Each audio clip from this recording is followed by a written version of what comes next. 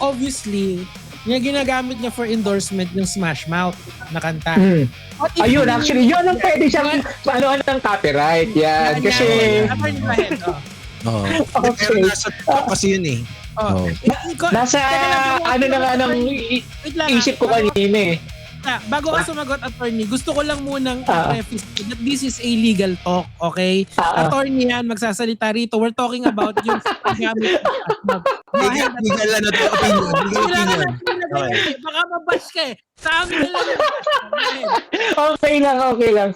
Alright. Actually, nasa isip ko rin yan kanina. So, gusto ko rin, actually, hindi lang si Stefano, no? All content creators in general. So, paggamit ng mga background music, for one, you need a license or an exclusive right or a right per se to use this, kunwari, yun. Si Stefano, yung Smash Mouth, yung All-Star. Diba? All-Star, yun, naging ginagamit. Pero hindi kasi sa kanya yun eh. So, ang may-ari no, si Smash Mouth.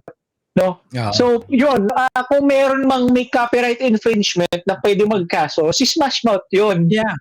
And biwari lang din sa lahat ng content creators sa paggamit. Kung meron kayo original music, well and good. Kung meron kayong rights na sa paggamit ng mga ginagamit nyo, be it video or music, no, well and good. Pero kung wala, biwari. Kasi pwede kayong makasuhan. Case in point, eto, magre-relate tayo para medyo if you remember then hindi siya umabot sa kaso, no? X-Battalion. Comicsman Crossfire is a fully independent production that champions free speech through real conversations, principled debates, and unfiltered exchange of ideas from the best people we can find. You can support this program by joining our YouTube membership, which gives you access to the unedited live streams of the episodes, or by sending direct donations through this QR code. Salamat at mabuhay kayong lahat. Meron meron silang kanta, hayaan mo na sila. Yung parang rhythm or melody niya, kinopy nila dun sa The One ba yung kina Justin Bieber? The One, yes. Anong nangyari sa kanila, parang I read na bumili sila ng right pero good for a few thousand streams lang. Kaya lang, sumikat, naging million views, kakasuhan na sila supposedly, pero for an undisclosed amount, they settled. No? So, going back to the issue, kung kayo ay gumagamit ng kanta na hindi sa inyo, wala kayong karapatan or wala kayong right to use that, tapos, sumikat kayo, di ba?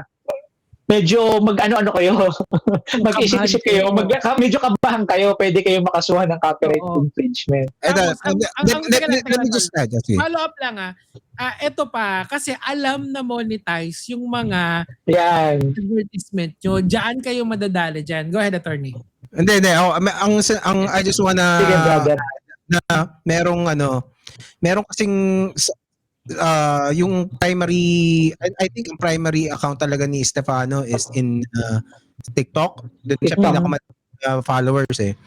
And sa TikTok kasi, I think meron silang deal sa mga audio. Hindi ko alam kung pasok doon yung Smash Mouth.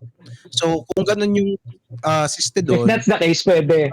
Okay, parang meron silang may kasunduan ng Smash Mouth. Pero bro, na mag-expire yun, pwedeng, kasi nangyari na yun biglang tama. Audio, ganun. Oo, pero sa TikTok yun, hindi yun Facebook. Nire-upload mo sa ibang platform. Different platforms have different rules. Pwede. Diba? At saka, sa TikTok, pwede mong gamitin yung kanta ng mga not for monetization purposes. Tandaan mo yan.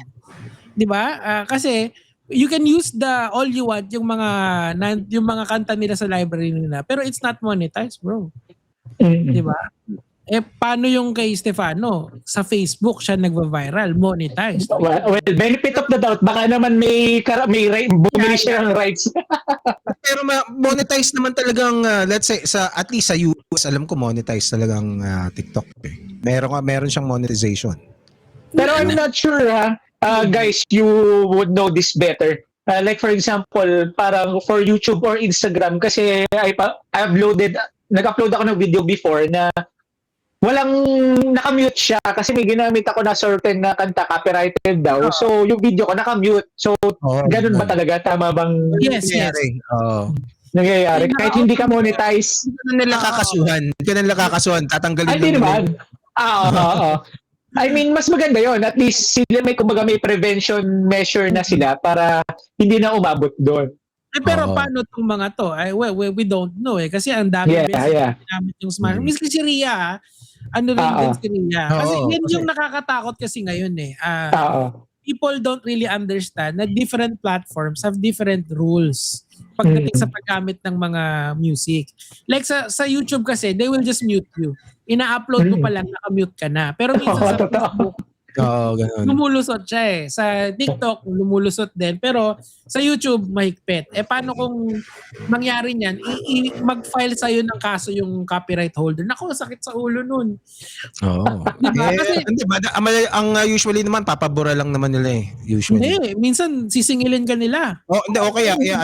Ano ka na Usually naman yung pag malaki na yung, milyon na kinikita mo, hahabulin ka talaga niyan. Totoo yan, tol. Walang kwenta yung kulong sa kanila. Parang di ba Awawawi, nagdademandaan yung mga yan because of the format of the show. Do you recall that, attorney? Si Willie Revillame, di ba? Yeah. Awawawi. Tsaka nung lumipat siya sa TV5. Lalo na nung ni-reveal ni Toyo na ang asking pala ni Stefano is 350,000.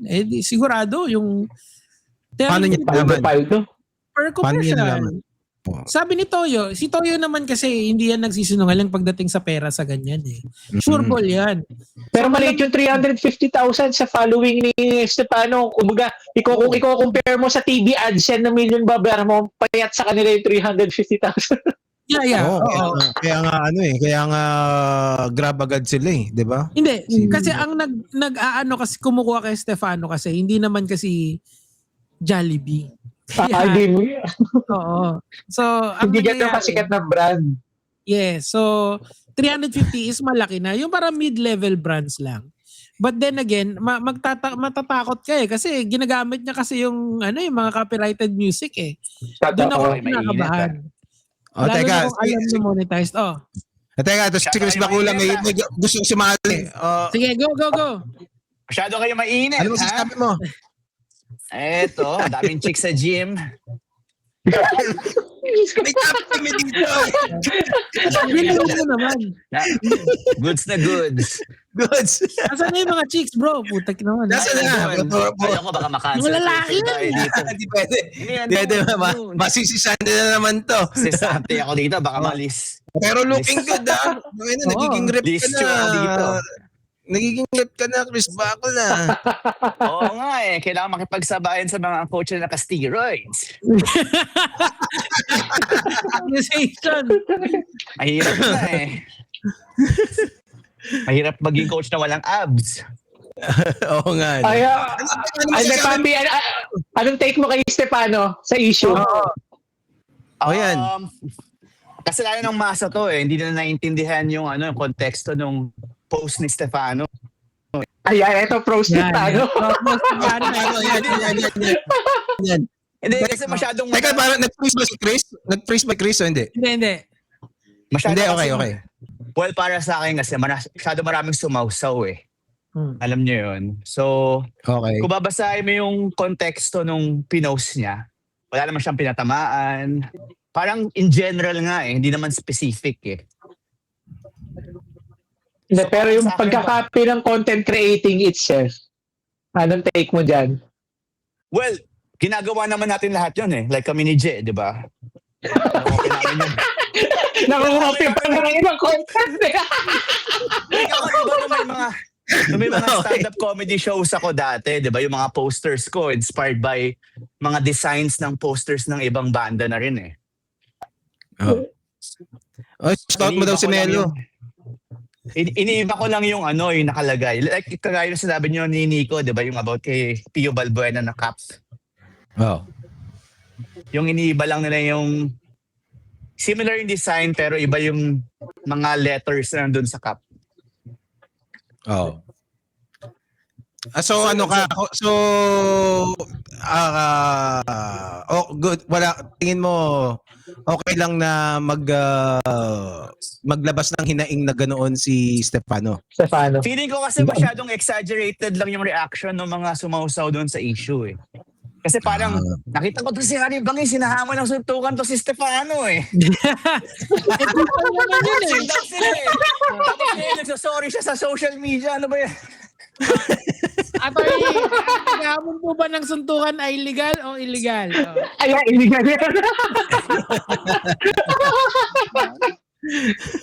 Kinahamon ni John Remil yung si Stefano eh. Illegal yan ha, huwag kayo maghamon ng suntukan. So, pero, Ano yari? Nawawala ka, Chris Bacula. Nasobrahan sa pag-gym, brother, lumalakas na masyado, hindi na kaya. Napipixelate. mahina siguro signal dito sa, nakakonect na ako sa wifi ng gym eh. Para si Taguro yan, masyado na daw tayo mahina. Hindi naman. Anyway, Ikaw, Comics, as a creative, what do you think of the whole issue? Wag mong answeran as a content creator. As a creator, Ayan. trabaho mo kasi talaga, artist ka di ba?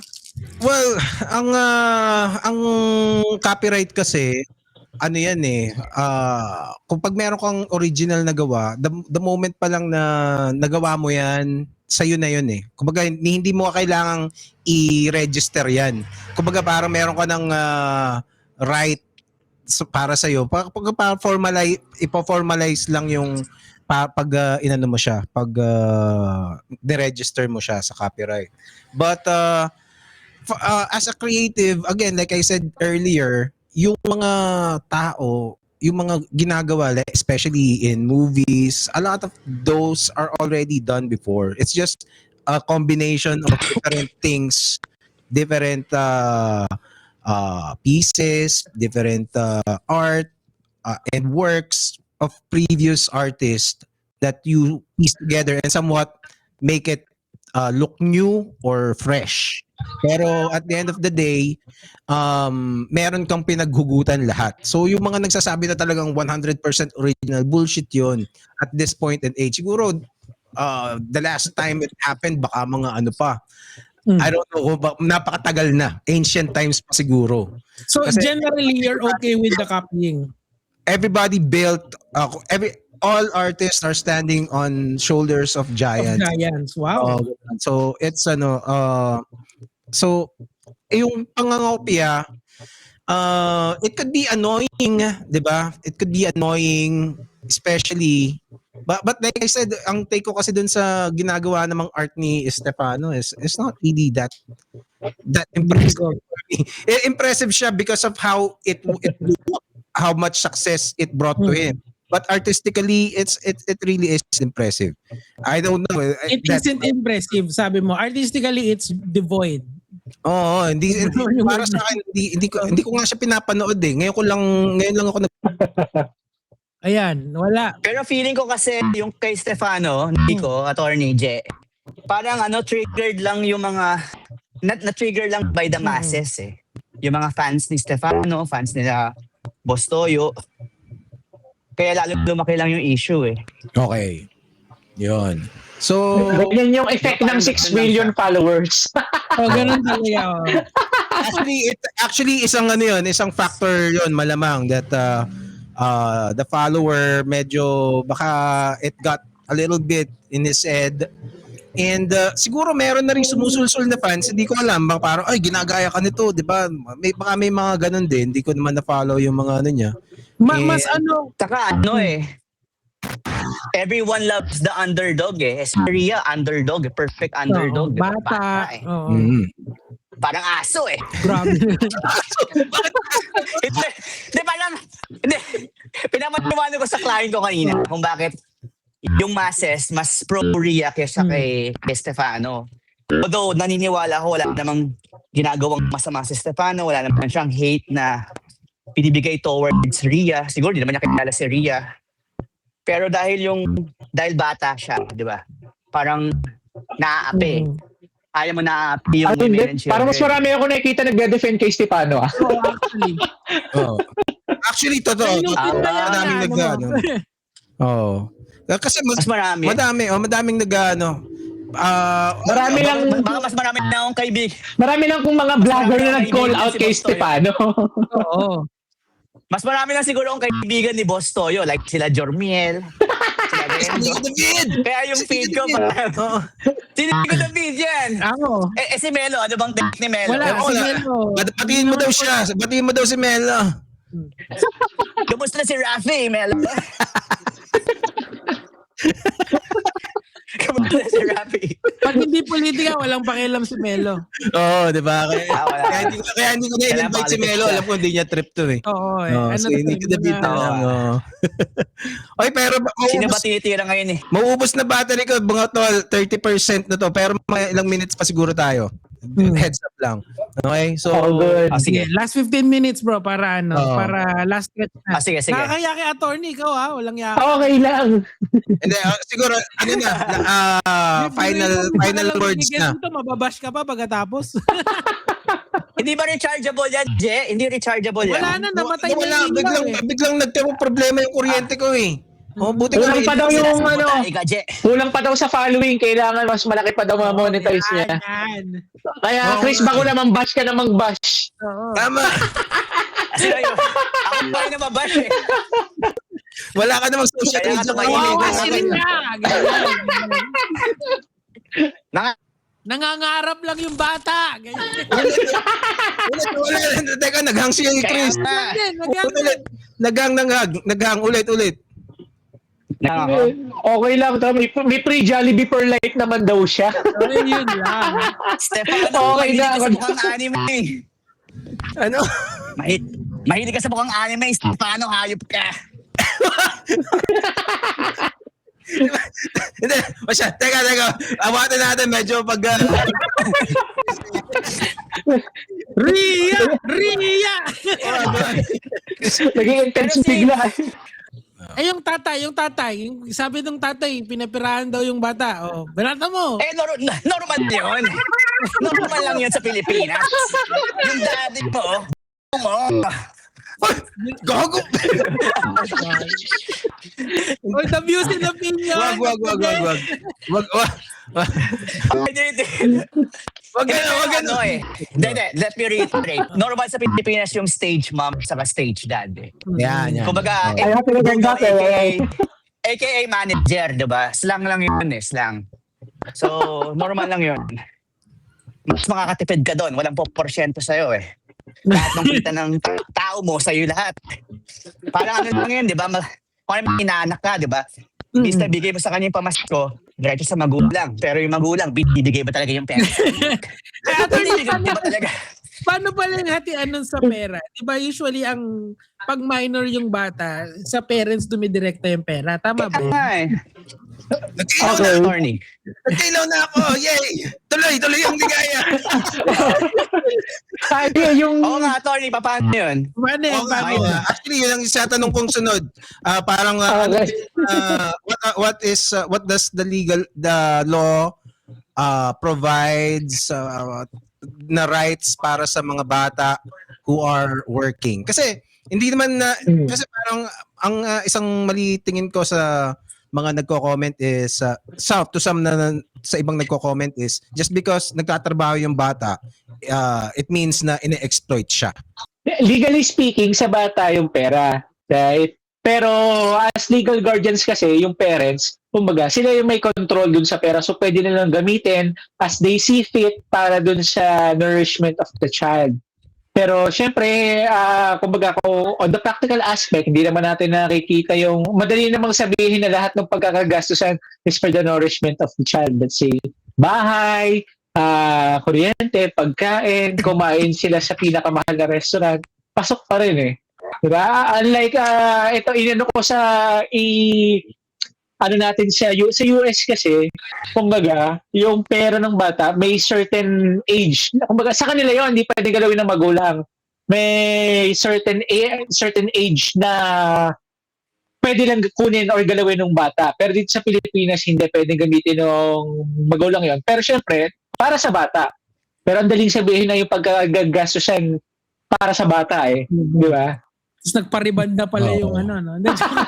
Well, Nag-veneers, veneers. Nagpa-veneers. Si Congressman nagiging nag-glitch. Pero di ba ganyan nangyari kay Britney Spears nung bata siya? Ano ba nangyari doon? Yung tatay niya, yung may pag-aari ng ari-arian niya? Kay Britney? Hindi ko alam yung story ni Britney. Medyo, ano na yan malayo-layo na yan 90s. Sorry, matanda na. Conservatorship ang tawag dun sa kay Britney Conservatorship. Medyo ibang usapan yon. Kasi parang they thought Britney was incapable dahil meron siyang mga So, nagkaroon siya ng she was put on yun. Anyway, tapusin natin to. Naglolo ko baka bigla na lang nag-glitch ka na, nagme-matrix ka na. mamatay to. Okay, namatay na naman. Oo. Isira na rinig eh. Hindi, ako narinig ko. Okay pa, all good. Final thoughts. Para ka lang kakainin ng internet. Para ka tama kayo sabi ni Nico, nagme-matrix ka na. Walang hindi talaga kompleto ang isang Gerald Dorado live stream kung walang naglalag. Kaya walang Oo nga. Sorry na. Perfect na kanina eh. Perfect na kanina. Biglang nagkanda daw ako loko eh. Pawis na ako eh. So, namatay eh. Habang meron ka pang internet, ikaw na, final word. Final word. Ikaw muna, Nico. Ako, ang masasabi ko lang, yung nangyari rito kasi, is testing the limit kung ano yung pwede mong kopyahin at hindi kopyahin dito sa internet. I think pag nag-trending ka, tas kinokopya ka ng tao, i-count mo yun as success mo. Huwag kang magalit dun sa mga tao. Do not gatekeep. And raise the bar. Kasi, I've seen people na nagpauso sila ng trend and sila na yung sinusundan ng tao. Ang perfect example niyan for me, si Kong TV. He raised the bar sa vlogging. Kita mo, nasa tutok na siya and nandun. Sana, gawing motivation to ni Stefano that he is the trendsetter doon sa genre niya. Yung mga deadpan comedy ng ganun. Siya na yun, sa kanya na yun. Own it. And kung may gumagaya sa'yo, that's good because you are harnessing an ecosystem of influencers na gumagaya sa'yo. Pero ikaw pa rin yung leader. And mas maganda yun kasi mas lalawak yung reach nyo because of that eh. Sana lang, tama ka dun sa do not take the ladder out. Do not take the ladder out. Instead, build the ladder. Pataasin mo pa ng pataasin. Raise the bar. Kaya mo yan. Ikaw, I believe in you, Stefano. Thank you, comics. Si Dorado. Ako na. Okay. Sa akin, ano yan? Sa akin na tama yung sinabi ni Nico. It's kasi sooner or later magsasawa ka rin dun sa ano na yan eh. Sa style na yan. You're gonna think of something else and it will either elevate or make your content creation better or you will evolve into something else. Okay, so hindi forever yung deadpan skit mo. It's I'm sure there's still a lot more sa creative bank ni Stefano. But for now, I think instead of focusing on negative thoughts about copiers, mga ganyan, mga nagre-rip off sa kanya, instead of that, I think the better mindset is gratefulness. Be grateful na nangyari sa iyo to over a stupid idea. You made it work. You won. 'Di ba? That is a huge win. Not everybody is so fortunate to experience that. 'Di ba? So be grateful na lang. And kung ano man yung it's not stealing from you. It only proves the relevance of your work. 'Di ba? For me, that's how it is eh.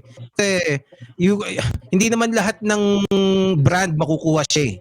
'Di ba? So yung mga hindi makukuha siya, maybe they can get Ria or somebody else na clone niya or what. 'Di ba? So Clone. I don't know, or someone else. Yeah, you may be the best but you can't have it all. Okay? Yes. So leave some to others and be grateful. Yun lang. Chris, ba ako na okay? Okay lang ako. Mag 20 minutes treadmill. O siya. So, Magpaalam na tayo. Sabi nyo ba, ito ba yung epitome ng cancel culture sa Pinas? Cancel mo. Kumahabol pa. Cancel culture. Final word Ito na nga eh. ni Stefano. Final word. Sorry, mainit ako ngayon eh. Hindi naman cancel culture to. Iba yung cancel culture. I think Iba, iba yung cancel culture dito. Okay. Oo. At saka medyo pantay eh. Medyo pantay yung hati ng Laban. crowd. Oo. Kami yung talagang toyo na tropa sa Facebook. Mas pro-Ria. Pero ako, teka lang. Ako, final thoughts ko dito parang masyadong masyadong mainit yung mga fans eh. Oo. And yung mga content creators, usually pinapalo nila kung ano yung gusto ng fans. Oo. Para sila mga robot. Kung gusto ng tao, ginagawa. Para yung mga nagsasayaw sa TikTok. Gusto niyo ba ito makinig? Gusto makita yung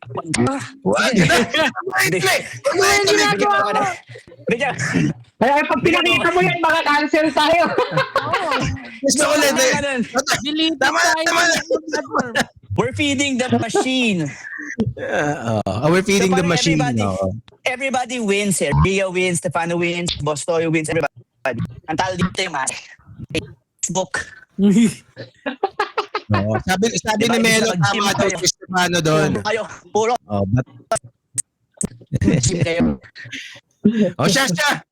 siya na. It's, mamamatay na tong battery ng laptop ko. Last na si attorney. Wait lang. Si Last. attorney. Sige. Hindi, simple lang naman yung akin, no? Actually, for a piece of advice lang for both parties, you do you. Don't let anyone else or other people dictate how you perceive things, how you do things, and how you strive in life. Yun, ganun lang kasimple. Oy, simple lang. Ayos. Okay. Ayos. Okay. So, yun na yun. Okay, Okay, team replay salamat. Replay nyo to. Thank you, attorney. Salamat po sa Okay, ikat nyo yung clip. Thank you, brothers. Hanggang sa muli. Yung mga jurisprudence niya, i-clip mo. Magaganda yun. Oo. Ending in 1, 2, 3.